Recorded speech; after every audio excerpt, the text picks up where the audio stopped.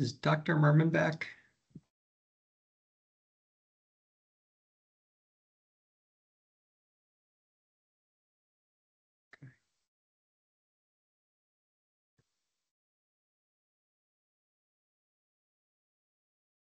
Looks like we have everyone. So, Michelle, we can go back on the record Okay, and we're back on the record. we'll resume our hearing of September 9th. Ms. Barabee, are you back? Yes, I am here. Next up, we have the University of Vermont Medical Center presentation. Great. And I believe, Kristen, are you able to share? Right, I can probably. I can if you need me to. That's okay. I think hopefully my computer won't crash again by trying to share this PowerPoint.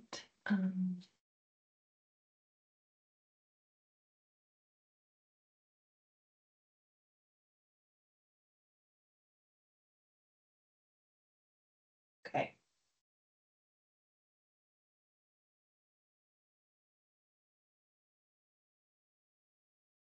Well, let me know if you can see my screen.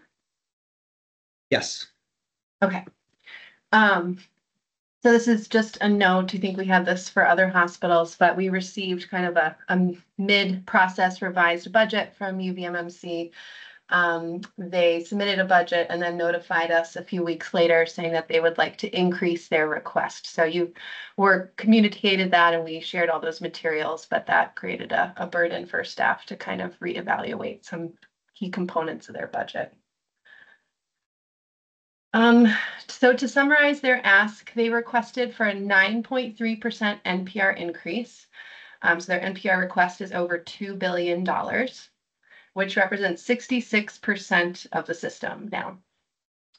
Their commercial rate request was 6.8%, representing 62 million in additional funding, and that represents 75% of the system-wide amount over guidance.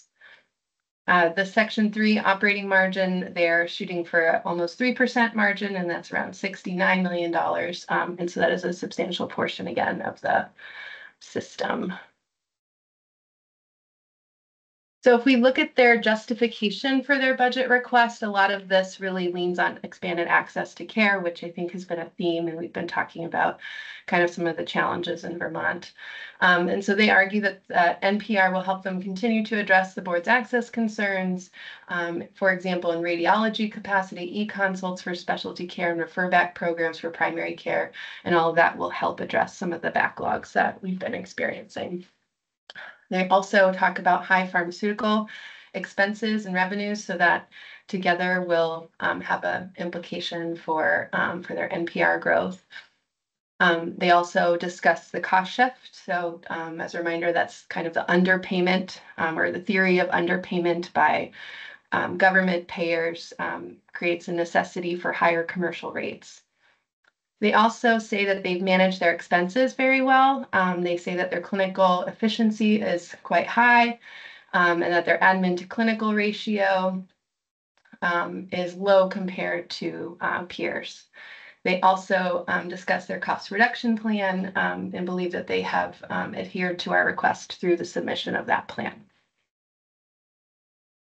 They also note that they disagree with our regulatory approach. This was also included in their justification. So they disagree with the RAND commercial prices.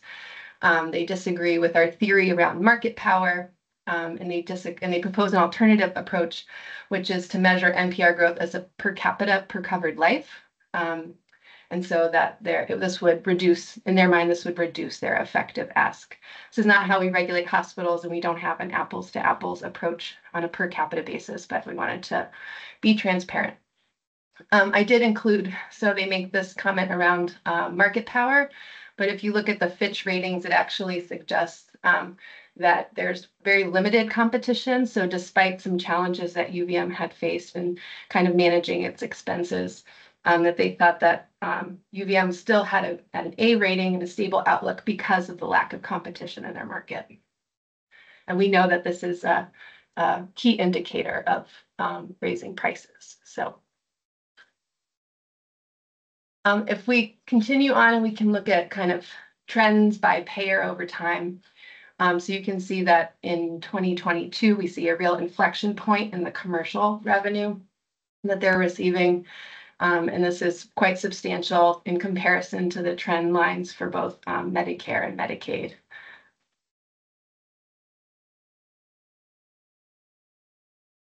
You should be used to seeing this slide now. This is about kind of over or under budgeting of particular payer revenue. Again, this is not to say there's an intent here, but just that there's this mechanics of budgeting that has implications for what the commercial rate request is. And I can kind of return to the net payer revenue analysis that we ask hospitals for each year, but really the less that you model in your budget as it relates to Medicare and Medicaid, the more it looks like you need to raise your commercial revenues to cover growing expenses. So taken together, if you see consistently negative revenues on the commercial side and consistently positive values on the Medicaid and Medicare side, you can kind of see how that might affect your rate requests over time, or your revenue needs in the commercial market over time.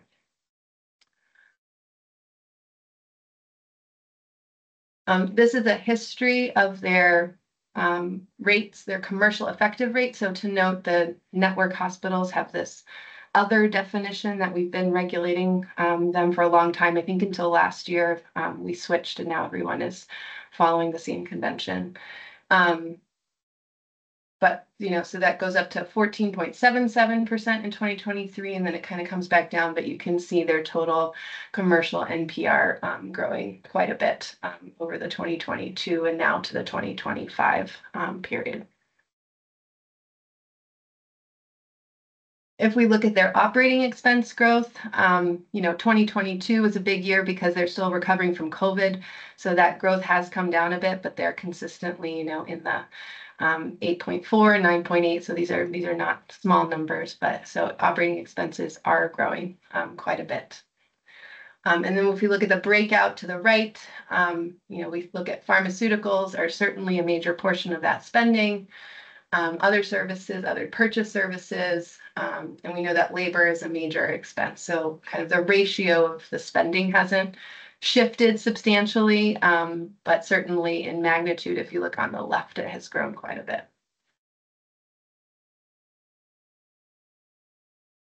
If we look at where they're putting their investments in FTEs, you can see that there is kind of an increase in proportion of clinical versus non-clinical FTEs in this year, though the distribution is, still like a third versus 2/3.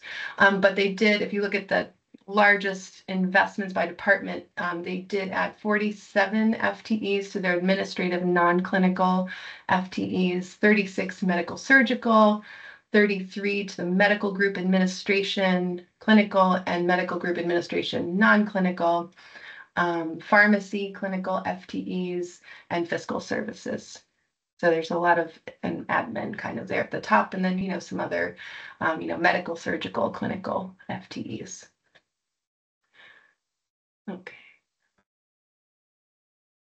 If we look at their operating margin over time, we know that 2022 was a rough year for hospitals, but they've bounced back quite well. If you look in 23, they're back to 3%, and they've been around 3% operating margin for some time. And so I think in their 25 requests, they're hoping to continue that trend. There is substantial growth in expenditures in actuals over budget. And then this translates into kind of a compounded effect over time. They're quite healthy. You only see a little red here in 22. As I mentioned, that was a really challenging year for all hospitals. That's when the kind of COVID funding started drying up. And there were some challenges for non-operating revenue that affected their total margin, so the stock market. But otherwise, they've seen very healthy margin across operating margin, total margin, EBITDA over time.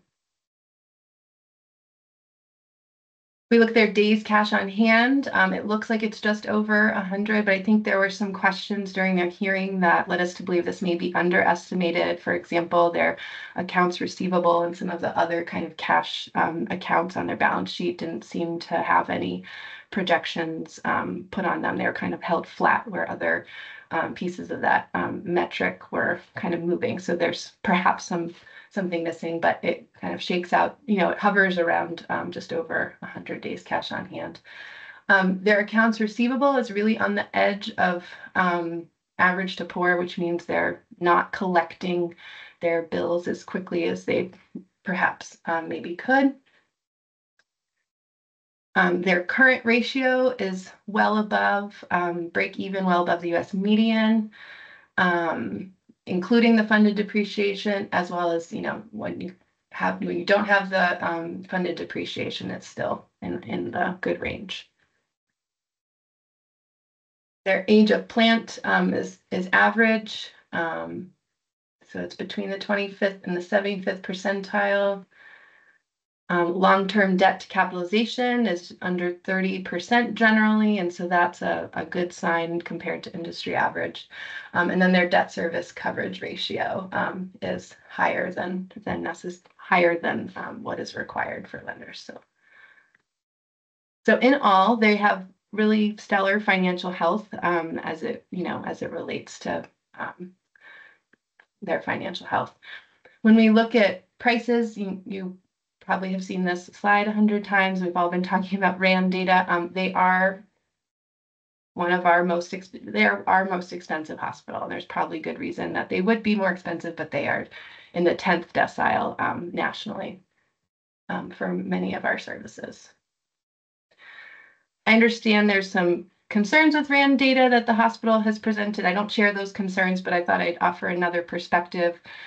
We do this analysis every year. We take our APCD, our claims, and we estimate what the commercial reimbursement rates differentials would have been across payers, and we look at cost coverage, and this is posted to our website.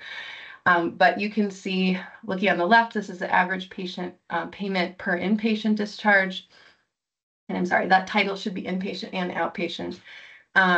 But you can see UVM, so this is adjusted, so for acuity, is kind of one of the higher commercial, receives one of the higher commercial reimbursements compared to the other hospitals on this chart, even after controlling for CMI.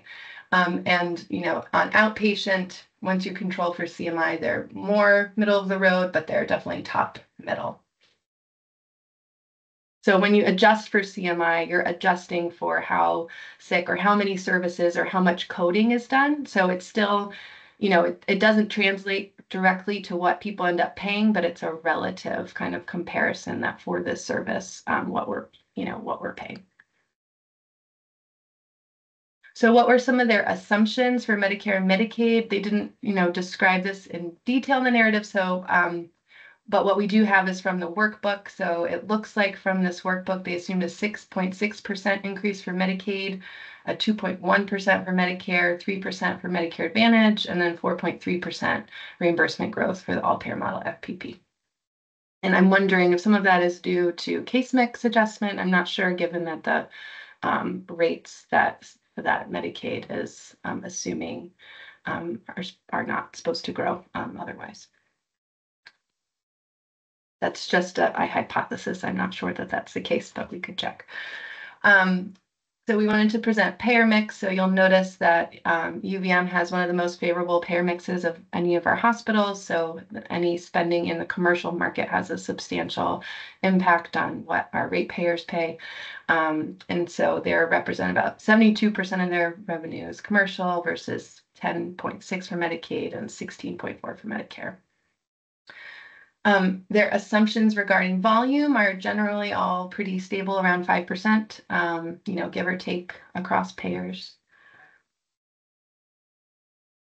And this looks at their commercial and public payer projected revenues. So, because they are much larger, it's hard to kind of see the differences, but they do track generally over time.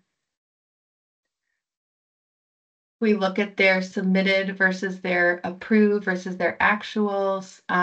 So this is looking at their NPR from 2020 to 2024, 25. So you'll see that where they were previously under in terms of actual, they started kind of getting back up to budgeted in 2022. And then in 2023, that's when we kind of see NPR eclipsing what was approved. Similar for operating expense growth, it previously was kind of tracking with revenues, and now we're seeing kind of operating expenses outpacing approved and submitted. And their margins, as we mentioned, with the exception of 2022, they're generally pretty robust. A lot of hospital inflow, so a lot of patients go to UVM. There are a lot of local, but also non-local, so they do serve a unique role in our healthcare system. They're not just serving folks in Chittenden County, but people from all over the state. So that is important to remember. Also for outpatient, inpatient, outpatient. If we look at their summary, the efficiency summary, so 697 clinical FTEs were reported. Of those, 36.6% were below the 25th percentile, 80% were below the 50th percentile. So that is quite substantial. In terms of cost, they were lower than all Vermont comparator groups since 2020 for average inpatient cost per Medicare discharge, but significantly lower than other peer groups for all years. Hospital-only cost per patient is 122% higher than peer groups, and Medicare payment to cost ratio is 72%, while the peer median is at 103. But on the revenue side, we can see, compound annual growth rate, NPR per adjusted discharge is around 5.58%, compared to the state total of 5.26%. So that's a little bit higher, but, a little bit under national median, 6%. Their admin to clinical ratio is notably higher than the Vermont median, but was around 31% in 2022. And then their direct patient care FTEs were notably higher than comparator groups. And we can send you the details behind all of these as well and post those to the web. We're trying to, as I think was mentioned in previous, we have wanted to focus, but here is the motion language, and I'm happy to answer any questions. Thank you. I'll see if there's a second to a motion, and then we can take board member questions or comments. I move to approve UVMMC's budget with modifications as follows. The fiscal year 25 NPR approved at a growth rate of not more than 3.5% over its fiscal year 24 approved budget, reduced from 9.3%, and a commensurate reduction in operating expenses. With fiscal year 25 commercial change in charge and negotiated rate growth capped at 3.4%, over the fiscal year 24 approved commercial rate cap reduced from 6.8%, with no commercial rate increase for any payer exceeding that amount and subject to all other standard budget conditions as approved by this board. I'll second. I don't have any questions or comments, but I did want to see one slide again, if that's okay, Ms. Barabee. Could you just go to 104?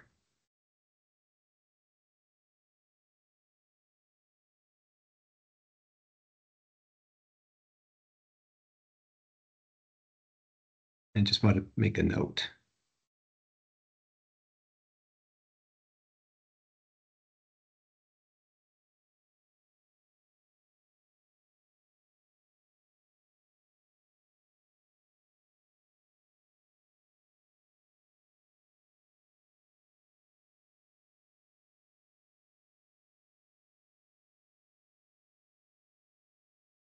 And then slide 108, please.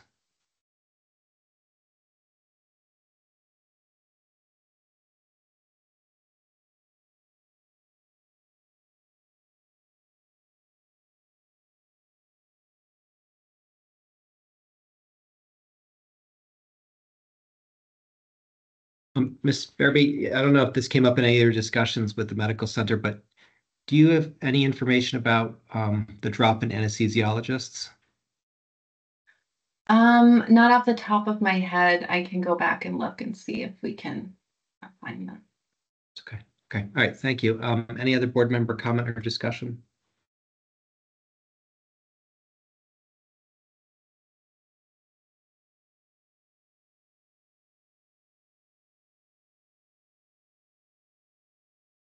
And I'll open it up to public comment.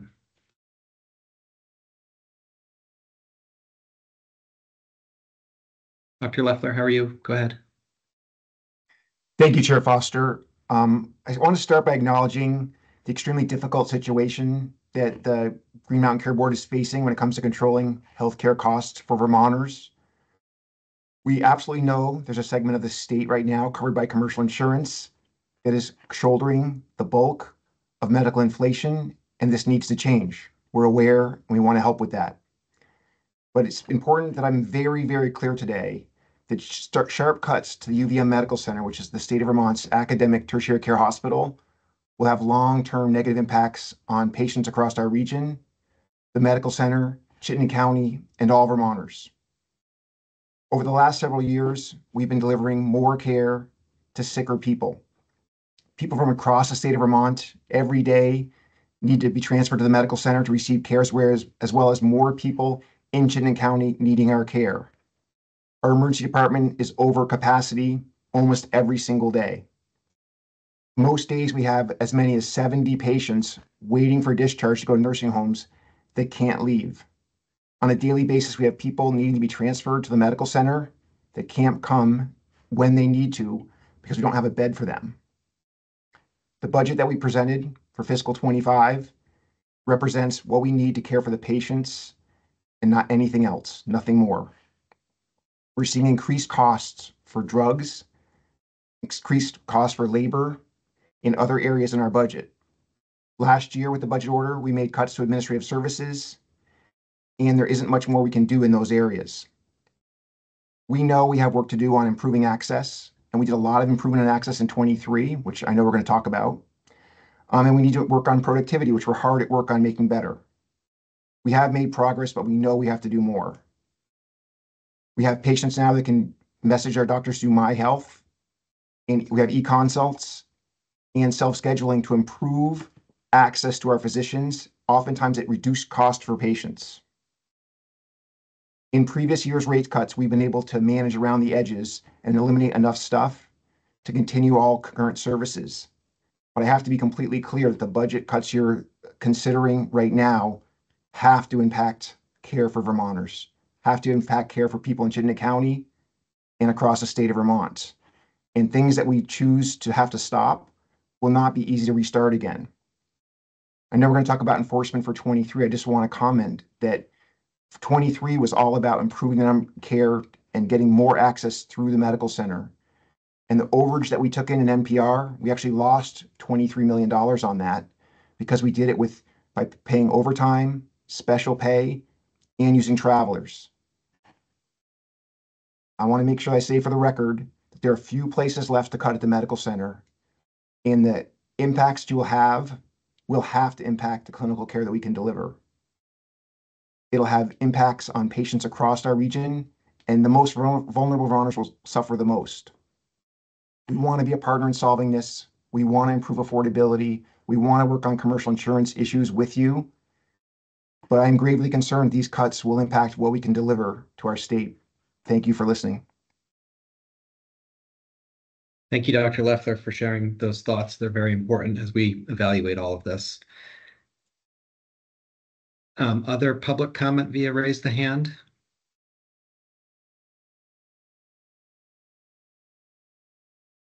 Okay. Thank you. I'll turn it back to you, Ms. Barabee. Okay. So I won't go through all the details here. We've seen this before again earlier this spring, but this describes kind of the actuals versus what was budgeted over time for the University of Vermont Medical Center, and shows that in FY23 they were 4.3% over on their NPR. Actuals to actuals, they were actually 8.4%. So it's quite a significant growth. And you can look to the right to see how that affected their operating margin. They ended the year with around 64 million. I believe the NPR was an overage of about 80 million.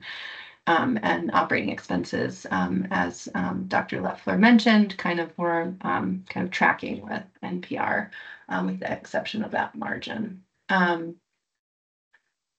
And so I just, I think I made this point, but I'll continue to make it so it's extra clear if anyone has questions. I mean, I think we need to be really thoughtful about how we budget and think about the implications. And we're not always going to get it right. And there may be times to think about kind of adjusting going forward, because we can't really go back and redo what we've already done. So I think I just wanted to make the point here that it's really important to have really thought about your expenses. I know Board Member Holmes, you've talked a lot about zero-based budgeting over the years and how important it is to get all those unnecessary costs out. And sometimes we have to start from scratch and really think about what's absolutely necessary. I understand that is not a light lift, but particularly at this moment in time, that might be something to think about for hospitals that haven't done that, or if that's not part of their budgeting cycle. So expenses, that top line cost inflation, this is the UVM's 2023 net payer revenue analysis. So that cost inflation, they take what their expected growth and expenditures are. And then they kind of work backwards and think about what they're going to get paid by Medicare and Medicaid. Given the rates they know, we understand that that's been under budgeted over time. We understand that some of the expenses kind of were over budgeted over time. And so I think you have to think about where we end up at the end of the year, kind of what that's actually representing. And so that we determine those commercial rate growths as a function of those budget assumptions. So really understanding those budget assumptions and how they hold over time is really important. So if we think about, and I think some of these are known, and we've only scratched the surface here. I think, I don't know UVM's budget as well as they do, so they know all the ins and outs and the timing, but based on the materials that they've submitted, these are just a couple examples of some of the over budgeting of expenses or under budgeting of operating revenues in FY23. So we talked about graduate medical education payments. So there's a surplus of $30.7 million that we were unaware of and was not a part of their initial budget. We see similar variances over time that amount to $53.2 million in FY22 and FY23 combined. The Seoul Community Hospital status gave them an additional $9.5 million of revenue that was not included in their budget. They over budgeted bad debt and free care by $33.3 million in FY23, and that was around $61.6 million from FY21 to FY23. We also understand that they have this owed from related third parties in the amount of $87.4 million, which was not part of their budget. Provider tax estimated at $8.6 million variance from what they budgeted. That was around $14 million from FY21 to FY23. They had 340B revenues in the amount of $12.9 million that weren't included in their budget. Similar variations occurred from 21 to 23, amounting to a cumulative amount of 20.9 or almost 21 million. Grant income is another one. We love grants. We would hope that they get grants, but I would hope to see it in their budget. Another $4 million in 2023 that wasn't accounted for, and $15.8 million FY21 to FY23. The COVID stimulus funding and other related grants were also excluded from their budget, $7.8 million or around $121 million for FY21 to 23. And then other operating revenue, $17.2 million. In FY23, and I'm not sure what's exactly in that bucket, but that was about $32.5 million from FY21 to 23. So this is, I think it ends up being over $200 million if you just look at the 23 numbers.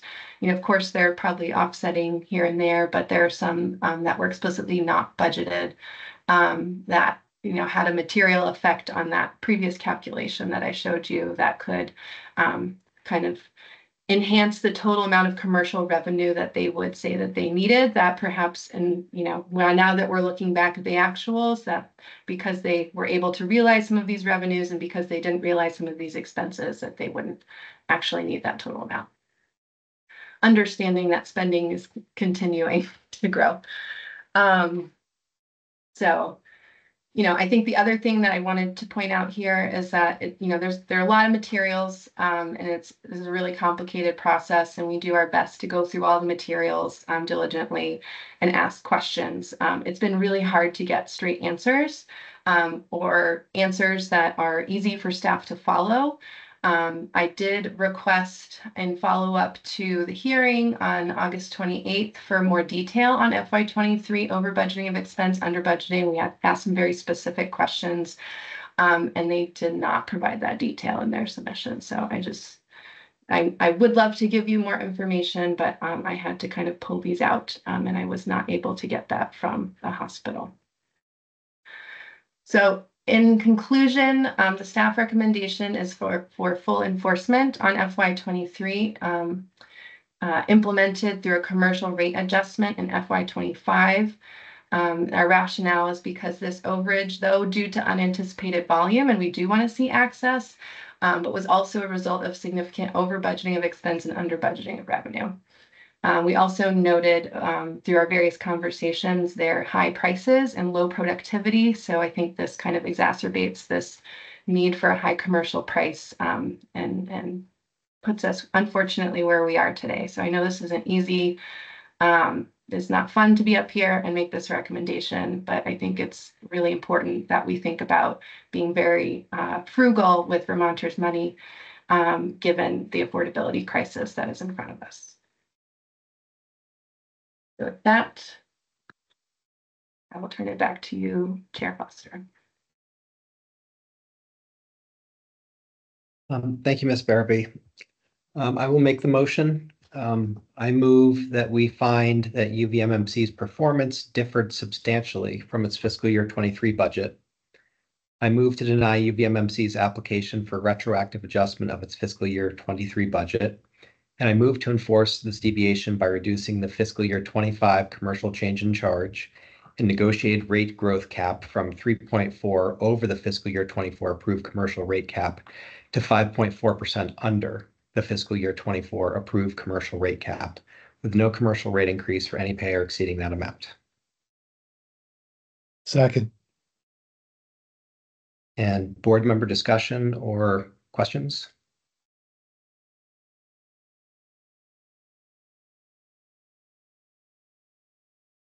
I had just one. Ms. Barabee, you had a chart with, I didn't write down the slide, but the one, I think it was titled over budgeting, under budgeting. I just want to make sure I understood it. So the bold number, the 30.7 for GME, that's the amount for fiscal year 23's budget. Yes. And then the next number you have 53.2, that's the aggregate of fiscal year 22 and 23. Yeah, so that's what was not in the budget, but then, came into actuals, right? So that's the variance from year to year. But yes, that is the bold number is the FY23 variance, and the number in the parentheses is the cumulative amount. So this is, a lot of these can understand 1 year, you don't get it quite right, but some of these are persistent multi-year budget challenges. Got it. And then on the GME, you may not know this off the top of your head, but the 53.2, so in fiscal year 23, there was, I think it was around 11 million that the board reduced in its decision. Does this 53 include that board reduction? I would have to look at that. I don't want to do that math Sure. off the top of my head. Yeah. No problem. Okay, thanks. I'll open it up to public comment.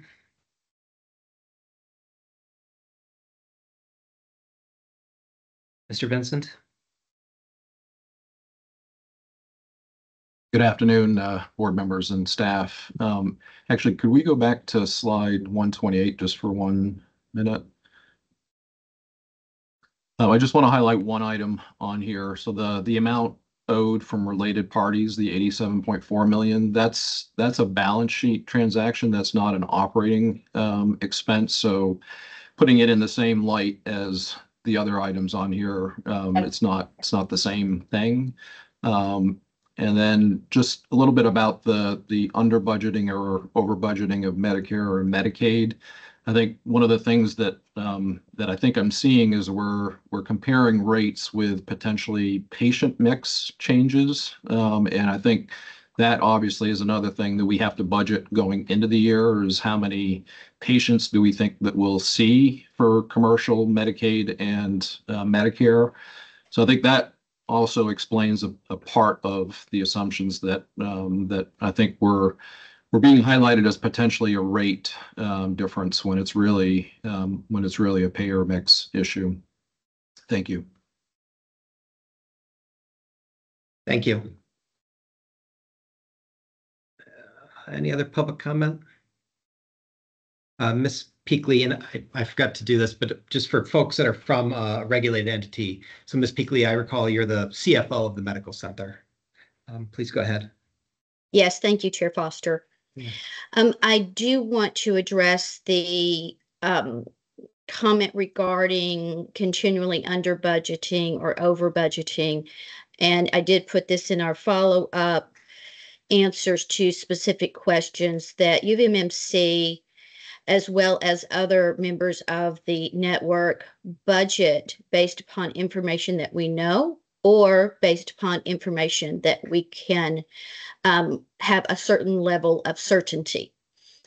So the items that you see, so community hospital, you have significant amount of information on that about when that did become available to us, and it was not available during our budget period. So that was not a known budgeting issue for us. Provider tax happens to be based upon revenue, so our actual certainly vary from our budget if our actual revenue does vary.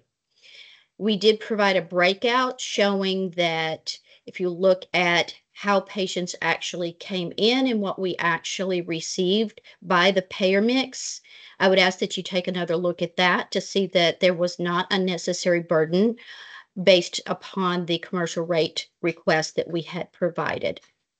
So, and I would also ask if there is something, and I did send this an email, if there is something that is unclear or additional information that is needed so that we can make the most appropriate decisions. And I know that this is a lot for you all as the board to take in. It's a lot of information. We are more than happy to assist in that, and was not aware that we had not complied with requests. So again, I thank you all for all of the information you have to go through. We are here to partner with you and provide any type of clarification that we can. Thank you all. Thank you. And I will just comment and note that you have provided a significant amount of information in a short period of time and follow up to a number of board member questions and staff questions. So, and I think that's all posted on our website. If there are things that are outstanding, we'll make sure we follow up. Obviously a tight turnaround here, but we'll do that as well. So thank you. Any other public comment?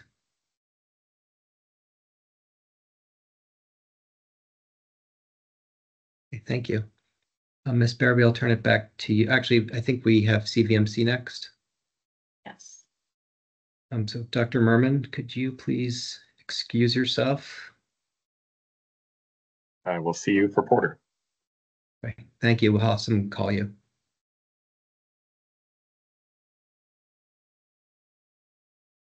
Okay, can I have confirmation that Dr. Merman's left?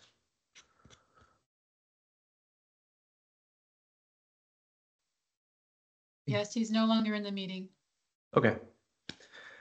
Okay, I'll be presenting on CVMC's budget today. Their NPR request was for 11.9% growth.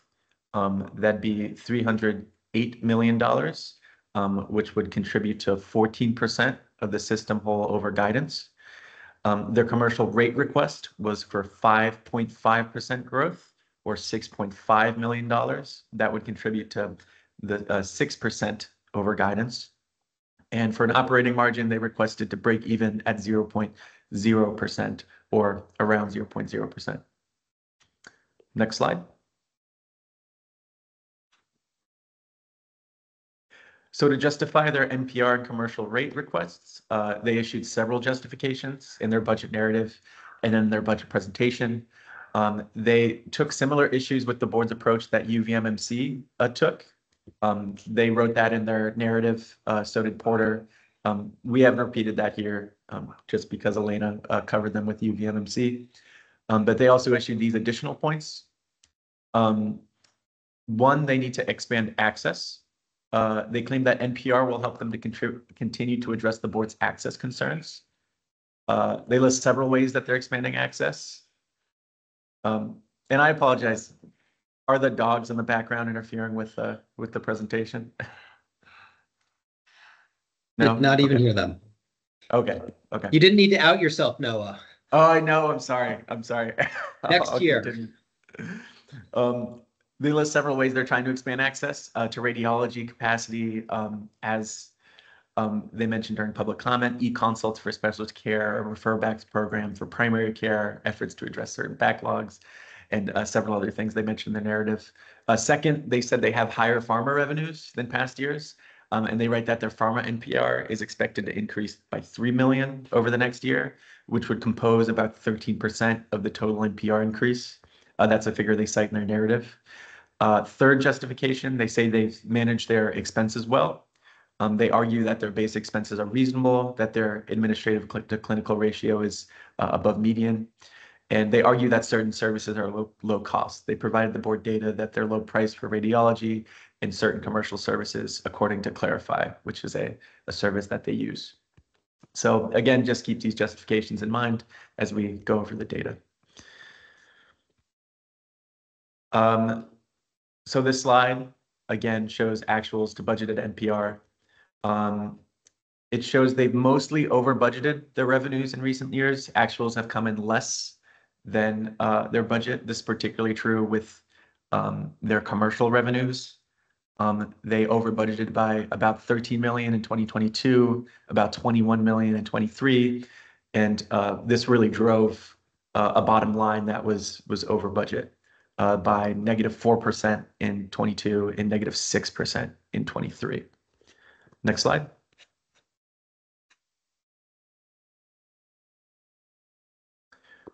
This shows their rate increases as well as cumulative NPR since 2018. They've experienced somewhat high rate growth, above 2.3% since 2019. If you look closely, you'll see 5.9%, then 7%, 8.7, 12.5, and last year they received a 5% increase. This year they're requesting 5.5%. And the blue bars indicate the NPR growth over time, which again has increased somewhat substantially over the last couple of years. Next slide. To dive into their expense trends, their operating expense growth has been below the Vermont median for most years.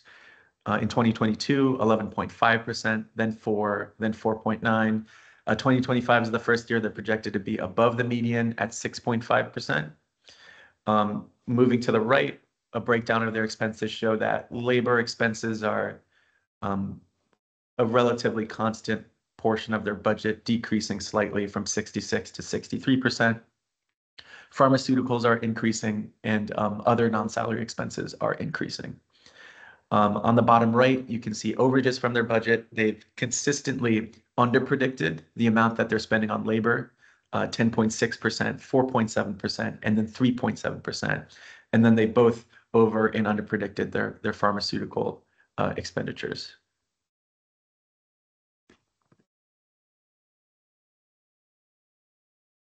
They plan to make several changes to their labor pool and labor expenses this year.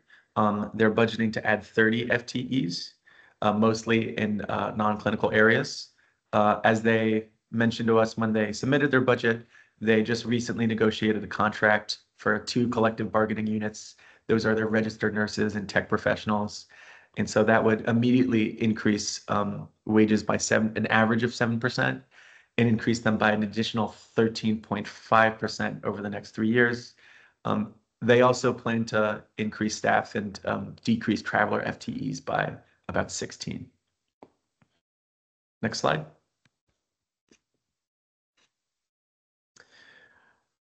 This summarizes some of the data we have so far, their total revenues and expenses and how they sum up to an operating margin. As you can see, they posted very negative operating margins in 2022 and 2023, mostly because of their operating expenses were greater than they predicted. This was negative 6.5% in both years, and then they are projected to break even this year. And as I stated before, are requesting to break even for next year. Going to the right, you can see how much they've first over-predicted their revenue. So they over-predicted their revenue by negative 2% and then negative 5% in 2022 and 2023. And then they under-predicted their operating expense by 6% in 2022, again, a difficult year for all the hospitals, and then 2.2% and are projecting 3.9% for this year. And that all sums up to what have been pretty negative operating margins. Next slide. These are their operating and total margins as well as EBITDA over the last few years. We see a lot of red in this graph. As I stated before, operating expenses higher than what they budgeted. So they had negative operating margins, and total margins even more negative, drove them more into the red. This year, they're projected to look healthier, but their 25 budget would sort of plateau again, hovering above the 0% line. Next slide. These are graphs of their days cash on hand and PAR. Their days cash on hand is low. It hasn't been above 100 since at least 2022. However, it's difficult we talked about this during the budget hearing, sometimes difficult to estimate their exact days cash on hand because they're part of the network. So it's difficult to understand how much cash is held at CVMC versus other network hospitals. Their PAR used to be poor. It's improving and is now in the average range. So it shows they're increasing the pace of their cash flow. Next slide.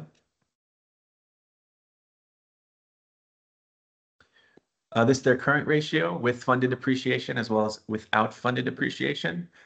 You can see they're below the US median, but above breaking even with funded depreciation. Without funded depreciation, their current ratio is lower and slowly decreasing over time. This is just as a reminder. Sorry, I'm looking at my notes right now. This also indicates they have a significant amount of funded depreciation, which is particularly important for hospitals with an older age of plant. So the next slide speaks to that, CVMC's age of plant, which is above the 75th percentile and increasing. So overall, we say it's good that they have funded depreciation to cover this. In general, the older age of plant, the greater need for capital resources in the short term. So we'd also like to see a higher days cash on hand as well. Next slide. Final two financial health metrics, long-term debt to capitalization and debt service coverage ratio. Their long-term debt to capitalization is very low compared to other Vermont hospitals. Sometimes it's hard to see on the y-axis with perspective, but they've been below 12% since 2022 and are budgeting to be around 6% in 2025. Their debt service coverage ratio was in the negative in 2022 and 2023, but is projected to increase substantially this year and should be well above the minimum ratio for next year. Minimum ratio is 1.25 to 1.4. They're projecting to be around 4. Next slide. So a summary of their financial health indicators, a mixed bag here. Their margins have been low. They've recovered, but they're budgeted to be pretty low in 2025. Their days cash on hand is also low, but hard to determine the metric's accuracy due to the cash flow within the UVM network. PAR was poor, but it's improved to average performance over the last 2 years. Current ratio is below 1 without unrestricted funded depreciation. Their age of plant is old. It's above the 75th percentile. But their long-term debt to capitalization and debt service coverage ratios are healthier and less concerning. Next slide. RAND price data. If you're looking at the right, this is the best estimate of their overall price.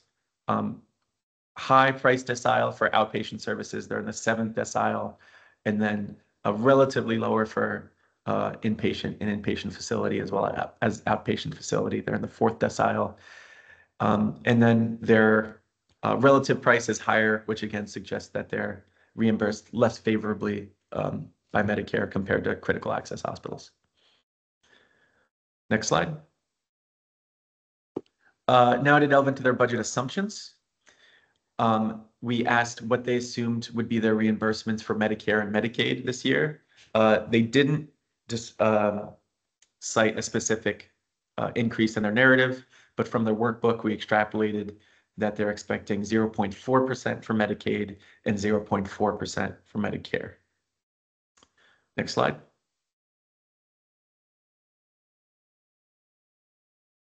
Their volume assumptions. So like many Vermont hospitals we reviewed so far, their payer mix is around 60% commercial, 61% commercial. They're 26% Medicare and about 12% Medicaid. They're expecting pretty significant increases to their volume, to their utilization this year, particularly in among commercial payers and Medicare Advantage, commercial beneficiaries and Medicare Advantage beneficiaries. And they attribute about 8.5% of their total 11.9% NPR increase just to increased utilization. Next slide.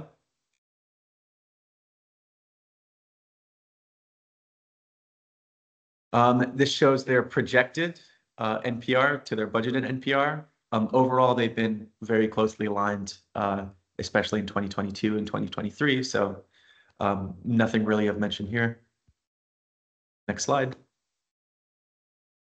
To go over their budget history, the boards approved their NPR request in 2022 and 2023, but adjusted for other years. The boards approved their operating expenses for 2020 and 2023, but adjusted in other years.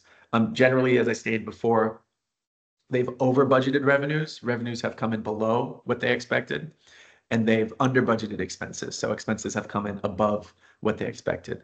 The boards also approved their operating margins in 2021 and 2023, adjusted in other years. But as we stated before, their operating margins have been much more negative than we anticipated in the recent past. Next slide. To summarize their aggregate of efficiency metrics, they reported about 106 clinical FTEs to us. Of these 106, 40.7% were below the 25th percentile, but around 60% were below the 50th percentile. Cost is a mixed bag. They're slightly lower than Vermont comparator groups, but higher than peer groups for their average inpatient cost per Medicare discharge. Revenue has been very high over recent history. Their NPR per discharge is well above the peer group median. Compound annual growth rate of NPR from 2018 to 2022 is 11.4%, compared to comparable Vermont total, which is just 5.3%.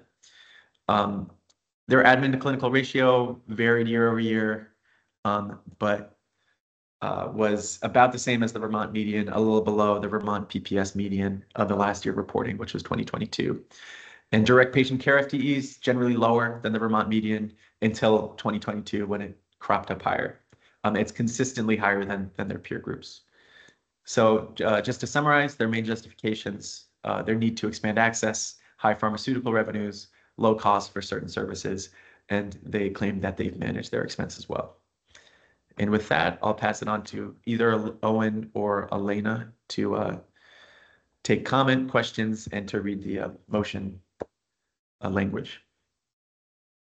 Thank you very much. I will make the motion and ask for comment. I move to approve CVMC's budget with modifications as follows.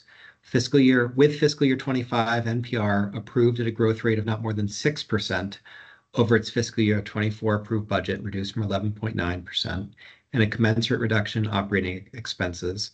with fiscal year 25 commercial change in charge negotiated rate growth capped at 3.4% over the fiscal year 24 approved commercial rate cap, reduced from 5.5%, with no commercial rate increase for any payer exceeding that amount, and subject to all other standard budget conditions as approved by this board. Any board member comment or questions for staff? Did you want to ask for a second first, or I can go Oh. ahead with my comment? Sorry, Robin. I'm going through so many of these. I apologize. Yes, we would. No worries. In motion space here. Yes, please. If there's a second, that'd be great. I'll second. All right, thank you. And Member Lunge, if you had a comment or question. Yes, I'm concerned with the staff recommendation for CVMC because when I look at where they're coming in for fiscal year 24 projected, and then I add in the price recommendation, it would act in order for them to stay on budget, they would need to decrease volume in the amount of 4 million. So the numbers aren't quite adding up for me. So I just wanted to put that comment out there. Thank you.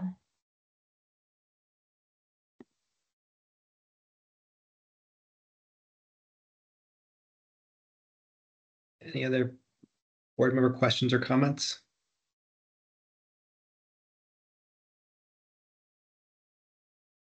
I'll make one, although I realized I seconded, but when we deliberate, I'd like to understand better how you arrived at the 6% for the growth rate rather than guidance.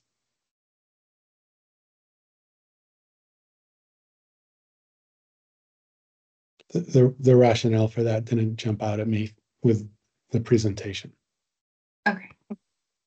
Yeah, I think the growth rate here is because they are seeing some volume increase.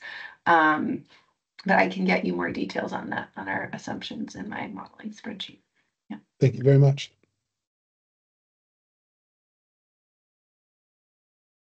I think it's just the three of us right now. I believe Dr. Merman's out and Member Holmes had to step out, but we'll watch this video later.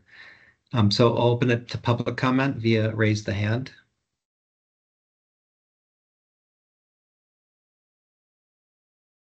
Ms. Noonan, the CEO of CVMC, how are you? I'm well, thank you. Thanks for the opportunity, Chair Foster, to speak during the board's deliberations. CVMC's NPR growth is a direct result of our focus to improve patient access. As a reminder, CVMC's submitted budget also includes Woodridge Rehabilitation and Nursing Facilities. Their inclusion skews our financial metrics when comparing our organization to our peers. Our FY25 budget and rate increases were determined after months of careful planning and were made with the goal of continuing to meet the needs of our healthcare needs of our community that we serve. So for the record, I respectfully ask that the board does not reduce our NPR or commercial rate requests from our original submission. Thank you for the opportunity. Thank you very much for attending and for participating, Ms. Noonan, and for your team's presentation to the board. Any other public comment? Okay. Why don't we take a 6-minute break so that we can get Dr. Merman back, and then we'll turn to the last hospital for staff presentation, which is Porter. So we'll come back at 1:15, and Michelle, we can go off the record. Okay, we're off the record. Thank you.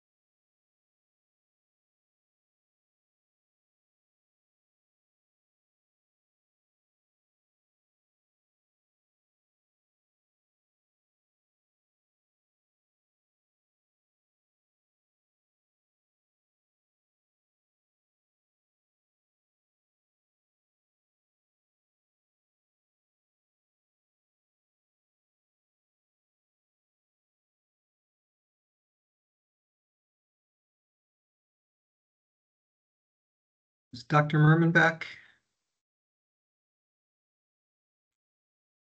Yes, I'm probably somewhere near the end of all the pages to scroll through, but I'm here.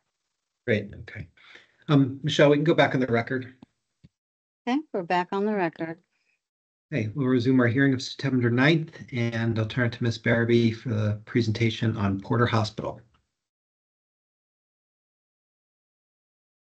I think we'll have a staff who's Emma. Great.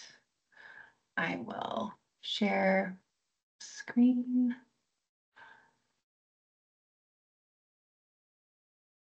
Okay, great. I'll just jump right into Porter. So they submitted a 4.2% NPR request, which is about 1% of the system over guidance, and that's also obviously over the benchmark of 3.5%. Their commercial rate request came in under benchmark at 2.5%, so it's about -1% of the system over guidance. And overall, their operating margins at 4.7%, which is 6% of the system as a whole.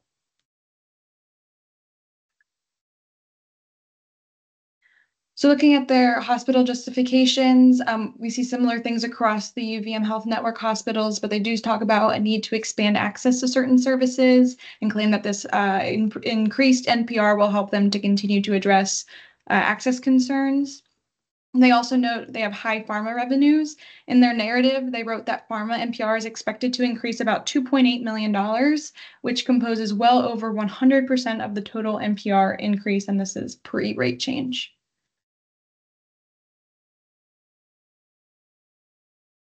Looking at their commercial effective rate, we see that from 2018 to 2022, this was pretty stable between 2.6 and 4%. However, we see, like with many other hospitals, a jump in 23 up to 11.5%. And this is particularly important for Porter since they are subject to potential enforcement, and that is for the fiscal year of 23. So it seems that they got a rate that was potentially higher than what they may have needed. Looking at expense trends, we see that expense growth for Porter has been slightly above the Vermont state average with the exception of 2022, and it seems to be relatively flat between 24 and 25, around 7.8 or 7.9% growth.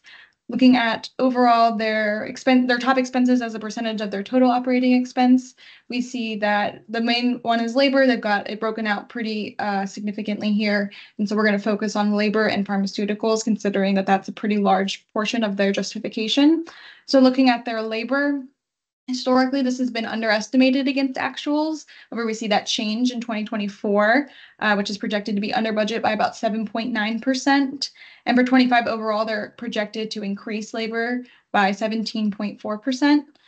For their pharmaceuticals, Porter speaks to the inflation factor for pharmaceuticals being 4%, but we see that comparing their actuals to budget, they have pretty significant increases over that budget. So 25.3% in 22, 22.3% in 23, and up to 39.1% in 24. However, from their income and expense, their projected 24 to their budgeted 25 is expected to decrease by about 10%, which we see in that bottom graph or that bottom chart there. Looking at labor specifically, we see that their clinical, non-clinical budgeted split is 66% clinical, 34% non-clinical. However, when we look at their distribution of additional budgeted FTEs, we see that just 43% of those are clinical, while 57% are non-clinical. And looking at that chart on the right, we can kind of see that their top two changes are housekeeping and dietary, both non-clinical FTEs, and in total, that's accounting for 12 additional. In their narrative, they talk about how they hired 17 of their target 18 inpatient nurses to reduce their reliance on travelers, which is good. And they also successfully negotiated a contract for the first two collective bargaining units, which Noah already talked about in CVMCs, so I will skip over that.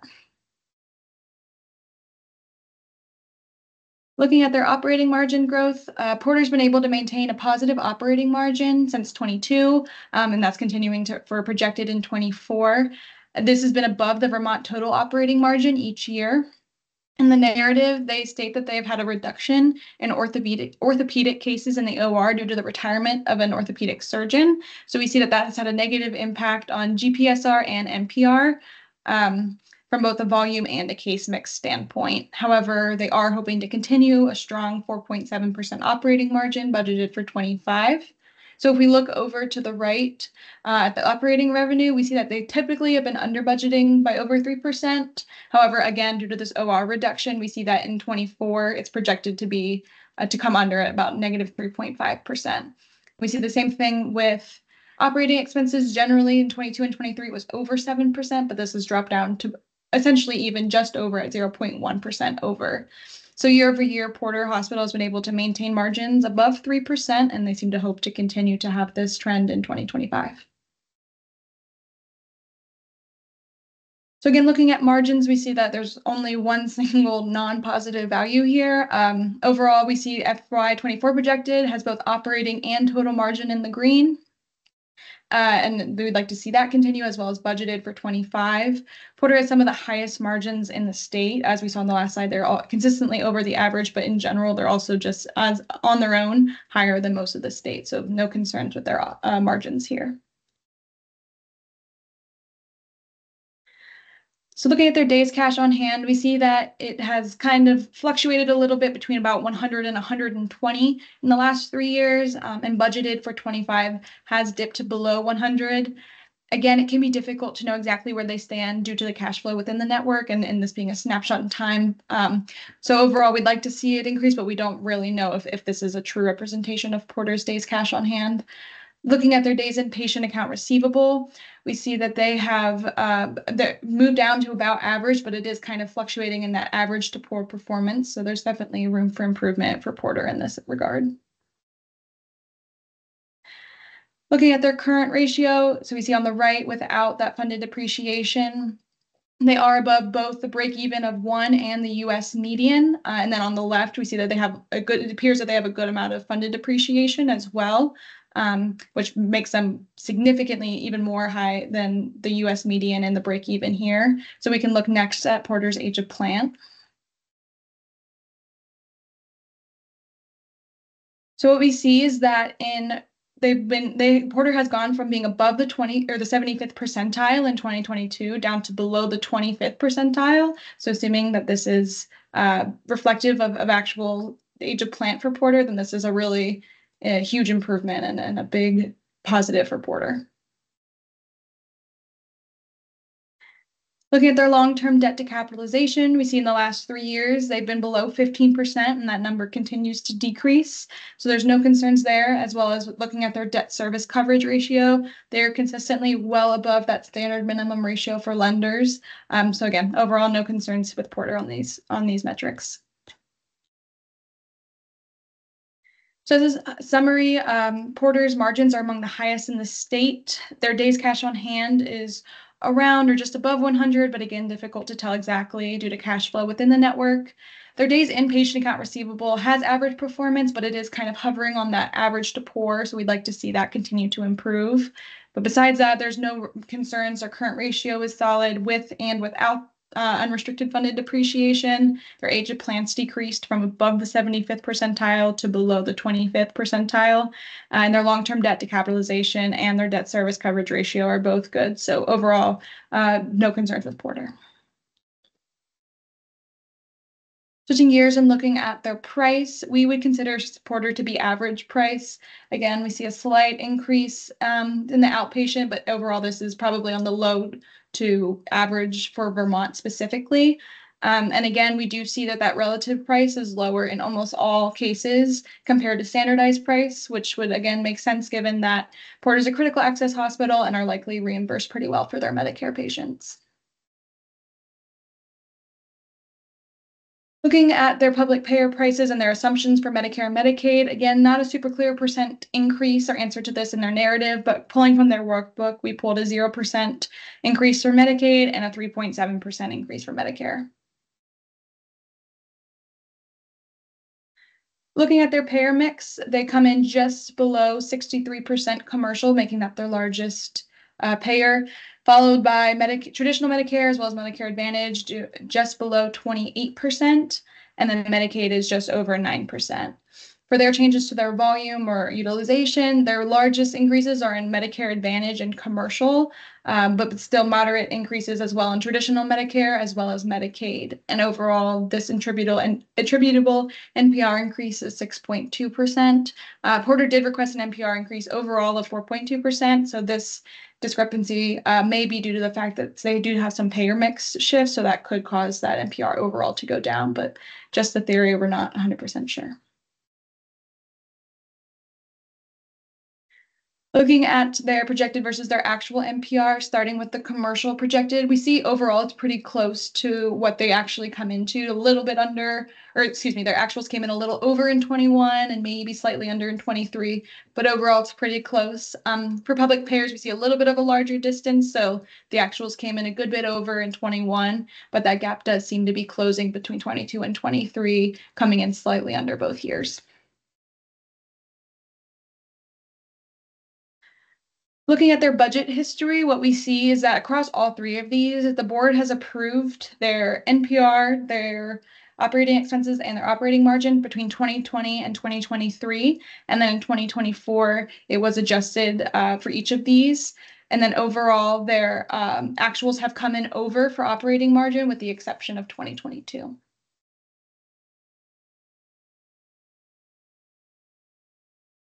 Finally, looking at efficiency for Porter, they had, for clinical productivity, 66.6 clinical FTEs were reported.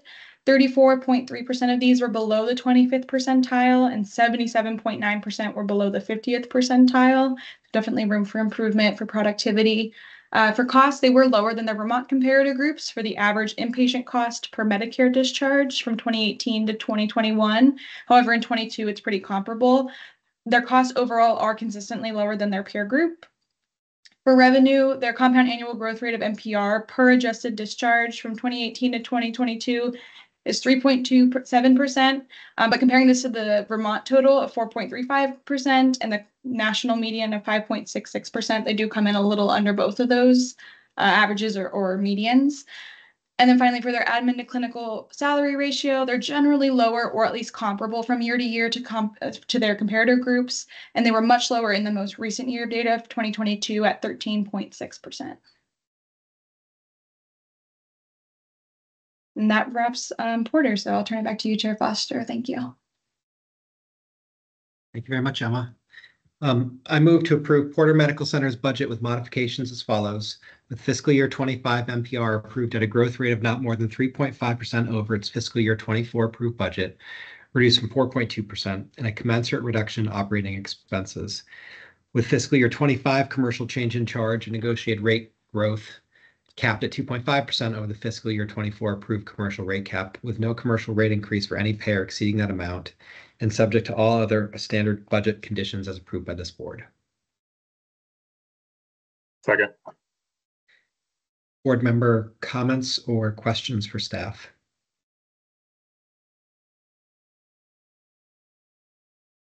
On Porter, oh, sorry. Go ahead, Robin. I'm a little bit concerned that their 24 projection is coming in so far below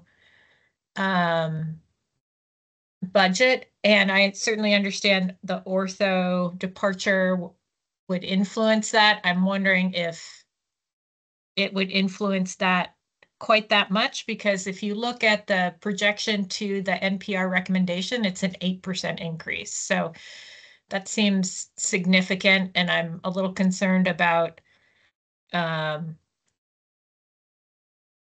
adding too much room there, just in terms of ensuring the healthy margin. So just something I'm thinking about, I wanted to say out loud.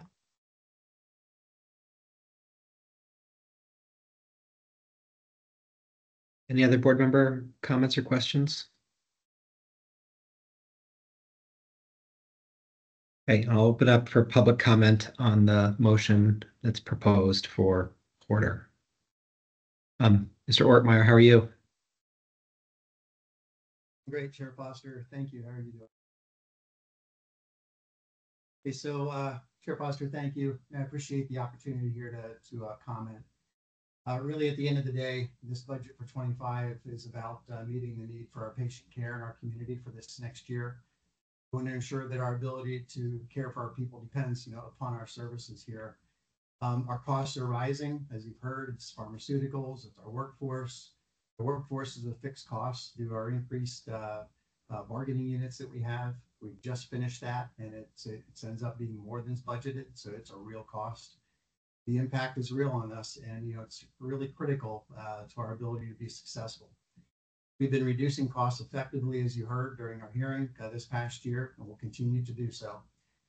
Our budget includes also the financial coverage of Helen Porter Nursing Facility that otherwise wouldn't exist, and we all know the challenges with appropriate placements for our growing elderly population. We're working hard on access, which is reflected in the 23 results as well as our 25 budget. But these reductions will cut into the core of our clinical services. You've heard the concerns from Dr. Leffler and Anna Noonan. I echo all their concerns, so I don't need to repeat them. But Porter relies on both of these hospitals for the next level of care, which we really utilize on a daily basis. But cutting their services impacts the residents of Addison County as well. I hope that's all taken into consideration for final ruling. So that's all. So back to you, Chair Foster. Thank you. Thank you. And you're not sworn in, you don't have to answer any questions or anything like that, but I did have one or two, if you don't mind, and if you want to get back to me, totally Sure. fine. They're just on my head. Fiscal year 23, there's an overage. We'll talk about that, I think, next. Fiscal year 24, it looked like the data we had was through June. How's the rest of fiscal year 24 looking? Pretty much a continuation of where we have been. We have no new providers starting till right at the end of this month. So it's inpatient has been the same as what it's been. Our expenses have been stable to where they are. So really project out from June, you'll see it's about the same. Okay, great. All right, thank you. Any other public comment on the Porter motion? Okay, Ms. Barabee, I'll turn it back to you or your staff. Yes. Okay. So this is still Porter. It's the enforcement slide. Again, this should be familiar. So in FY23, they came in 7.8% over budget. And I think this was about $11 million, and that was about 8.5% over their prior year actuals. Actually, you can go back to the other slide. So that resulted in a $9 million margin in FY23. The recommendation, as you're aware from last week, is for partial enforcement, 50% of NPR over budget, implemented through a downward adjustment to the commercial rate in FY25. This overage was primarily due to unanticipated volume. So as we've been discussing, we want to see more access, but if we don't need to offer price in lieu of access, we really need to think about recalibrating moving forward, particularly when these volume trends are expected to keep continuing into the future. We would expect an economies of scale over time. So according to MedPAC, as we spoke about earlier, this is the same statement, but I just want to bring it back up. An efficient hospital typically has a cost structure where 70% of the costs are considered fixed in the short term, with 30% being variable. This would mean that enforcement for an efficient hospital would recover that fixed cost of 70%. Here we're saying we would recover 50%, so it's actually quite generous compared to the assumptions around an efficient hospital. And so that is the staff recommendation.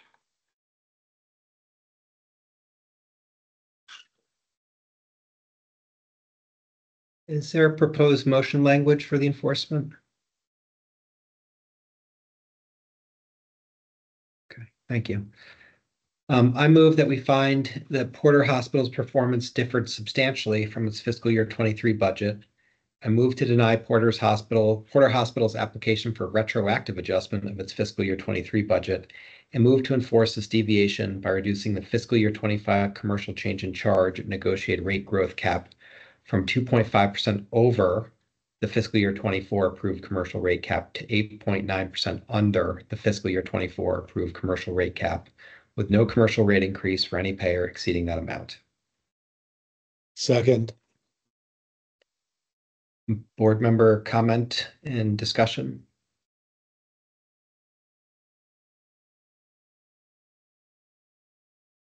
Just for the record, I'm recognizing that there may be more comment or discussion as we try and actually make the votes on these later this week. So certainly looking forward to additional feedback from any public commenters that can help our thinking on these important issues. And with that, I'll turn it to public comment.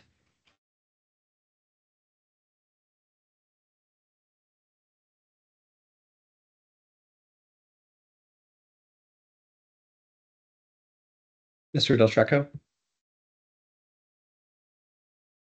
Thank you. Can you hear me? Yes. Great. I was a little slow there figuring out my mute, believe it or not. So thanks. I want to explore three comments, and some are related. The first is, again, around volume and price as it relates to NPR, as well as the standard orders, I think B and C. Your staff person, Mark, did a nice job explaining the new paragraph C, how it's specific to rate. I'm just curious is how volume plays into these conversations, and does it or does it not? Is it aggregate? So question number one. Question number two, as it relates to volume and price, I still remain deeply concerned that we're not breaking down the drivers of NPR around price or the charge master amounts and volume. I know you heard from a couple of hospitals today, and I'll share again that I think we are all in line with how we want to improve access, and we agree in that space.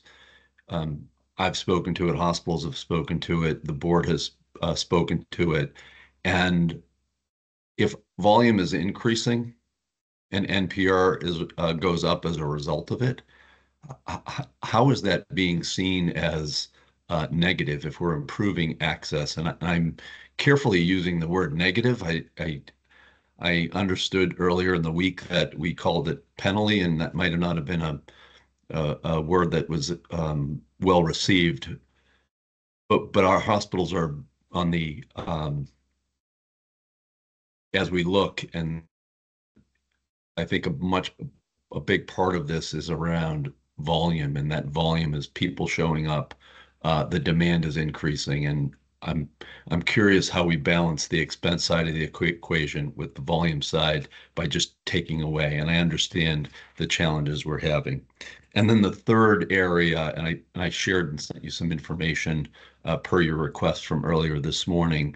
It's unclear to me if the 2 years off of 22 actual or 22 budget.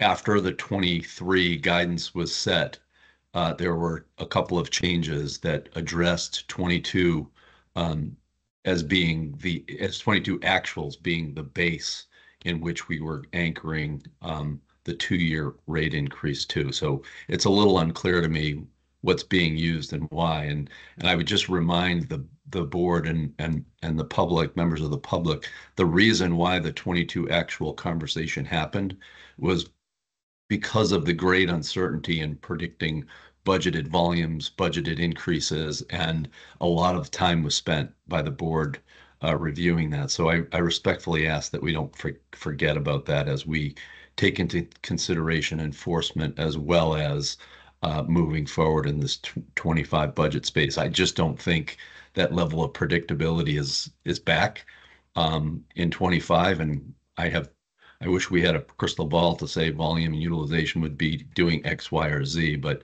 it's as you all know, it's a pretty tricky business. So those three areas I think are areas that I'd like to get more clarity on. And then the final related to that is slide 8.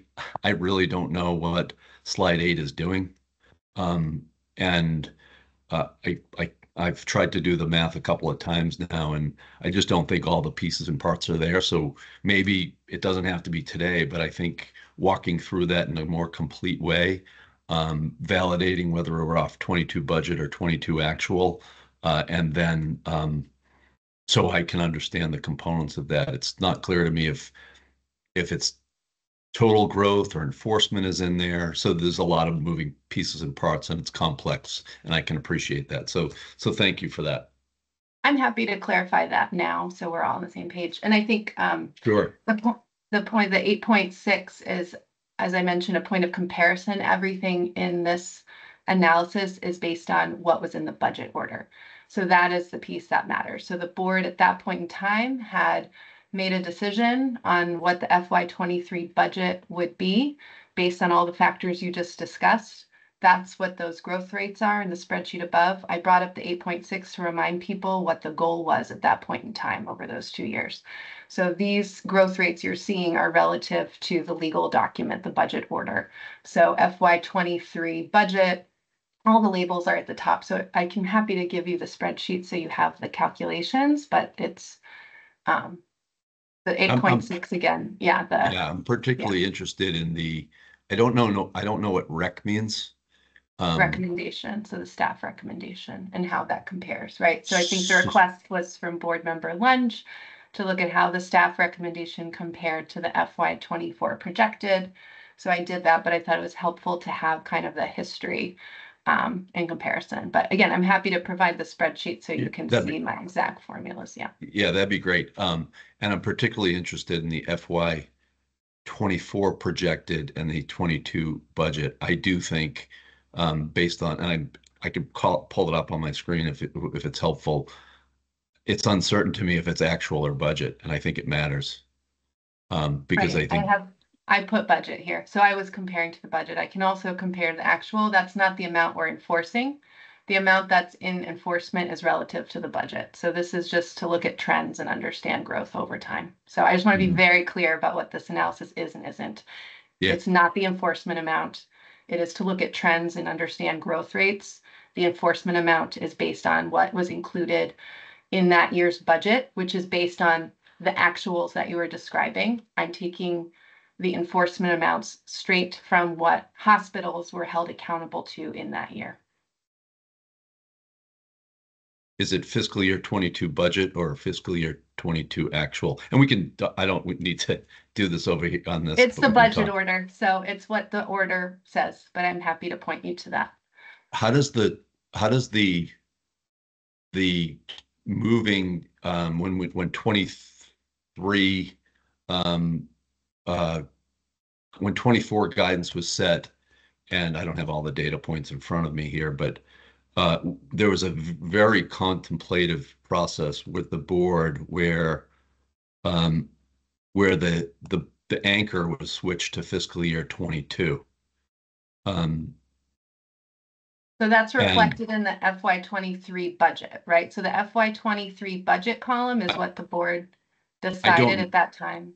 I don't know if that's right. That's why I'm asking. So from the 24 budget orders, there was a contemplative process to move to the 2 years to fiscal year 22 actual. And in the there's some introductions and notable changes where it states that fiscal year 24 budget shall use 22 actuals, and it goes on to explain the 2 years. So I don't know what's right, and it's confusing whether it's budget or actual because of some of these changes after the fact. No, that's fair. I'm wondering if Mark could help clarify the difference between guidance and a budget order, because I think that's where this confusion is happening. Well,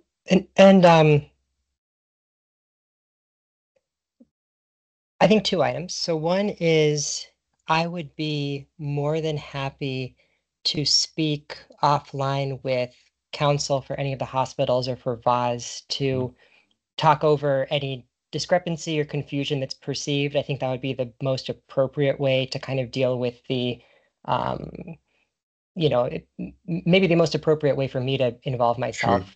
But with that in mind, to the extent it's useful when we are talking about enforcement, just to have this info available to the public. When we are talking about enforcement, we are talking about any deviation from a budget order.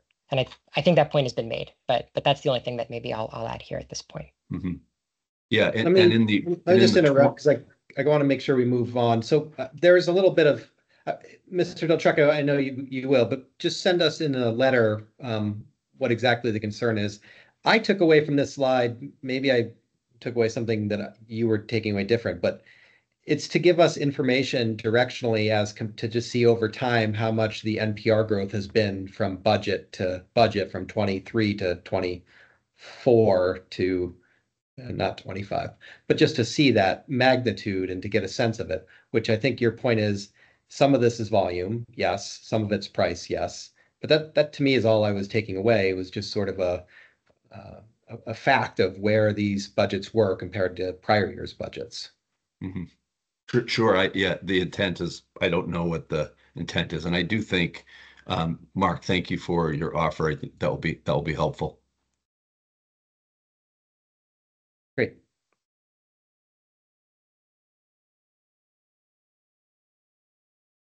I think we had member lunch. Were you able to connect with Mark?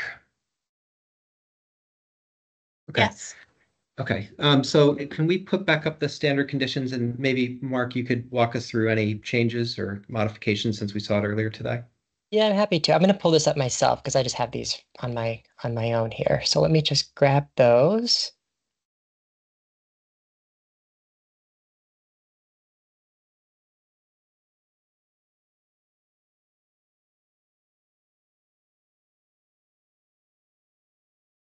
All right, you should be able to see that. I'll note a new color. We're almost halfway to a rainbow, it looks like. So the new color is purple, and purple represents changes I've made since this morning to right now. And there's just one of them. So this will be brief. The change is item D, and that change is as follows. The commercial negotiated rate cap in paragraph B, which again is the one that sets the change in charge and negotiated rate increase cap. The commercial negotiated rate cap in paragraph B shall not apply to Medicare Advantage plans. That was the request from member Lunge. All other budget order standard conditions remain the same, unchanged from this morning. So that's the extent. And what I'm going to do is just click right over to the standard budget proposed motion language, which, if taken up today, like the other motions, would be tabled for a vote on the 11th or on the 13th. And I'm happy to speak to that request if that would be helpful in terms of adding some context. And I did have one other suggestion that I'd made to Mark that we kind of went back and forth on that I'd like to just speak to, regardless of whether or not other folks want to make it. Sure, that would be great. Great. Mark, would you mind going back? Thank you. So in terms of the Medicare Advantage plans are typically categorized as commercial plans.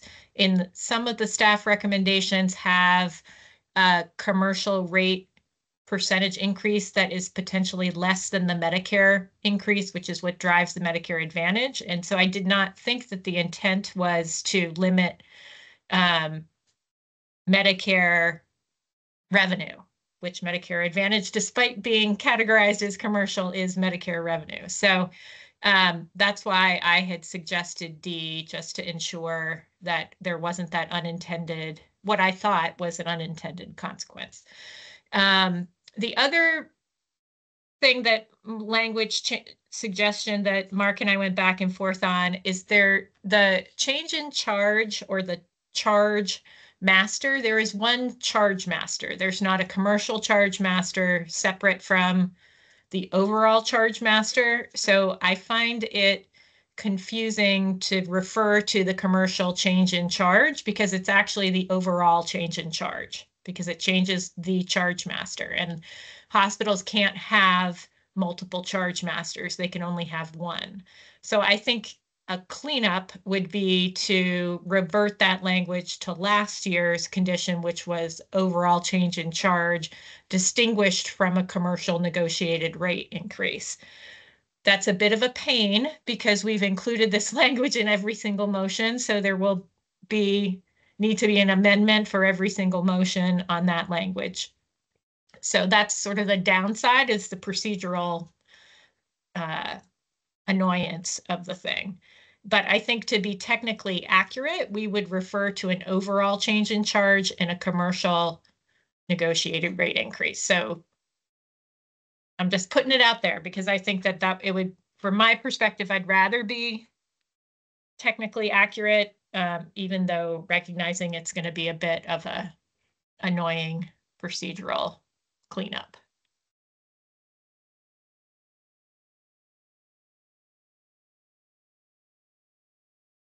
Any other board member comment or discussion? Robin brings up some interesting points. In regard to Medicare Advantage, I'm wondering how many hospitals her concern may apply to and how much difference that would make. Her concern, if I got it right, Robin, that the cap that we're placing on commercial price increase, the worry is that Medicare may have a bigger price increase. And so I'm wondering, is that happening with one of our hospitals, 5 of our hospitals, et cetera? And is it a 1% difference? Is it a 10% difference? Can Board Member Lynch, are you just suggesting a technical correction to the language? I think it was intended to be a charge master cap, not specific. For my second, yes, I think Member Walsh is referring to D. Okay. Yes. Oh, the Medicare Advantage. Okay. Yeah. Yes. And I don't know that we can answer that question, Tom, until after we've voted, and these are standard budget conditions. Right? So because they're standard, I mean, I guess we'd have to understand. I think it's also a little tricky to understand that with critical access hospitals, given the cost-based reimbursement and how that kind of happens after the fact.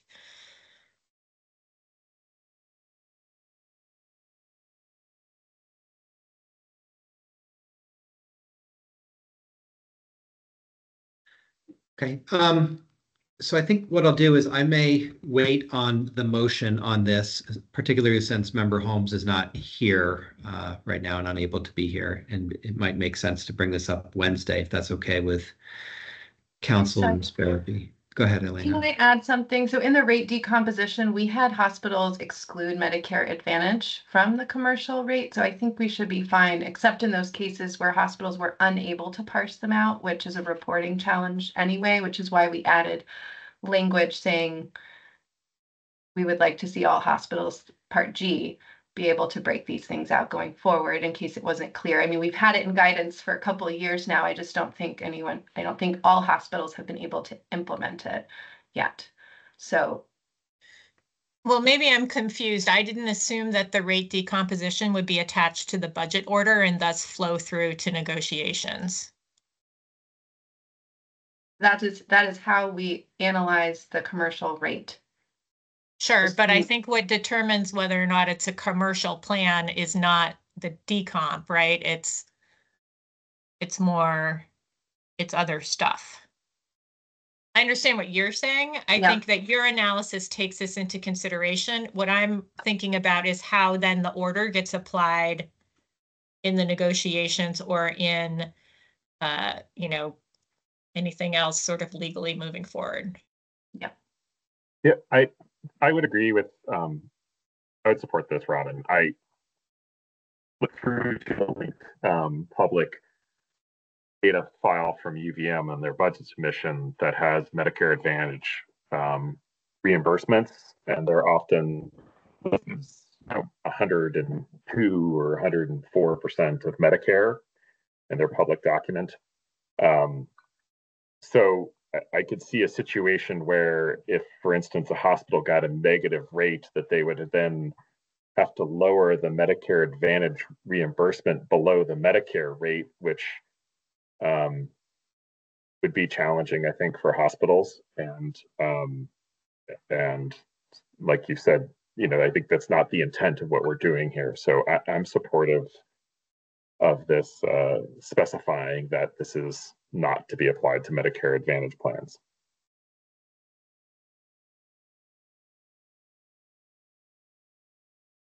Which the NPR still is related to Medicare Advantage revenue.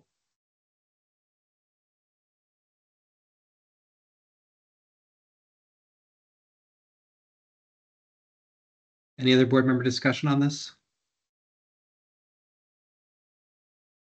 Right. I'm going to hold the motion until Wednesday so that member Holmes can review this, and also so we can take some public comment on the standard budget conditions. I see Ms. Champney has her hand raised. How are you? Chair Foster, for the record, Kelly Champney. I'm the Vice President of Contracting for the University of Vermont Health Network. Thank you for the time for their comment. I think Member Lunge highlighted a concern we have in terms of the technical terms here are very important to nail down. And Member Lunge highlighted the charge master and charge increase, and particularly in regard to the definitions that were in slide 19 of the last meeting on Friday, and the language that's involved in letter B and C really conflate revenue and rate a number of times, and we're not clear, as to how the board or the staff intends to implement, monitor, and really provide enough clarity for us to respond to in robust public comment, because these terms are being used interchangeably. For example, commercial growth rate or commercial growth, is that in terms of revenue or rate? And then in C, both NPR are used and a rate cap, which is undefined. So again, in terms of clarity, we're asking for the board and staff to further explain the process here, as it's really important to nail down the very terms that we're being expected to follow and how we're expected to work with our payers. Final comment is in B, the total commercial charge, and we propose looking at the aggregate negotiated rate. We noted in our testimony at the hearing, and I believe how payers have also classified how we negotiate. We negotiate with payers in aggregate. Some codes may change. For example, if we want to address lowering certain outpatient rates, they may go lower, and then we all balance it out. Payers also have brought lower rates or higher rates at time in service lines. So we want to be able to work with our payers on flexibilities, and we've had success in the past. So we just want to note, again, the importance allowing for aggregate negotiated rate increases instead of service by service. So thank you for your time.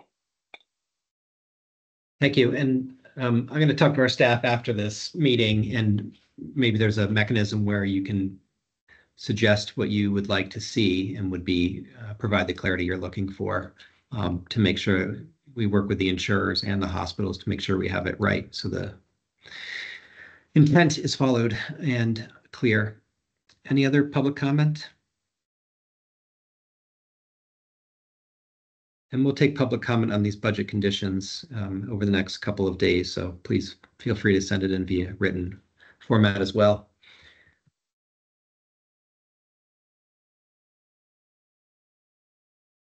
Okay, I think that is all we have. Seeing no other public comment on today's hearing and presentations, I will move that we adjourn. Second. All in favor, say aye. Aye. Aye. Aye. Thank you very much, Michelle and staff, for all your hard work, and we can go off the record, and we are adjourned. Okay, we're